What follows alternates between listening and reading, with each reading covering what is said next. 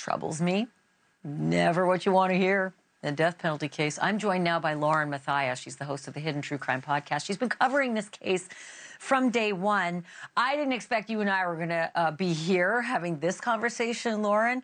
The defense actually is mad that they were ordered to stop, as opposed to, tail between the legs. Sorry, Chief, should have checked with you before we did it. They're mad that they're not allowed to keep going with the survey.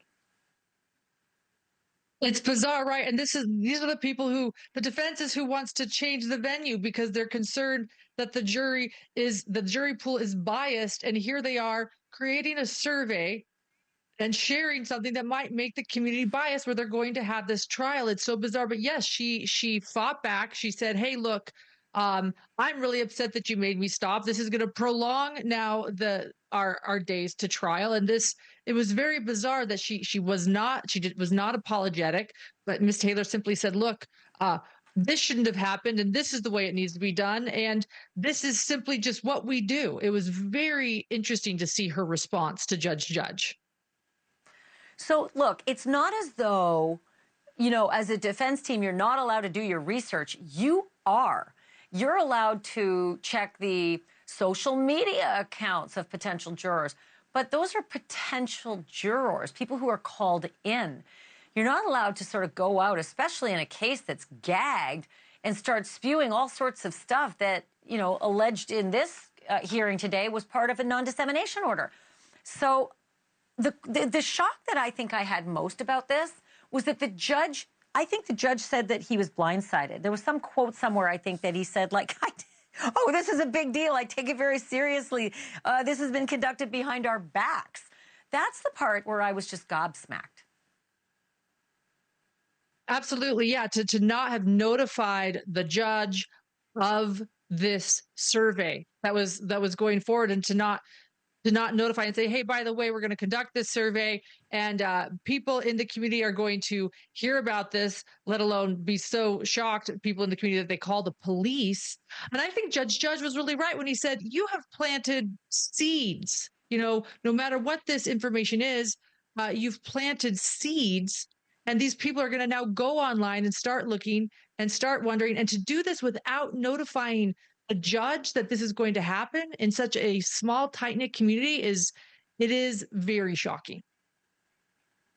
Yeah, my feeling on that is that typically if you want to plant seeds, you do media interviews. So, maybe Ann Taylor might regret having asked for a gag order in this case, because clearly she doesn't want that gag order now. She wants to survey everybody who could end up in that jury voir dire process. So the thing that I was surprised about is that some of the questions that were put in the survey popped in some untrue info. Do we ever get, did anybody get a copy? Did anybody get their hands?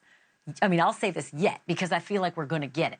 But does anybody know what's on the survey and what specifically is untrue? I don't know if we know exactly what's untrue, but they covered, as you pointed out, DNA, where his car might have been, the knife sheath, pretty much every bit of evidence that's in the probable cause and the charging documents, it sounds like the survey mentioned. And evidence that we don't even know whether or not is going to be admissible in court, right? This is evidence that might not even be okay to have in court. What then? Yeah.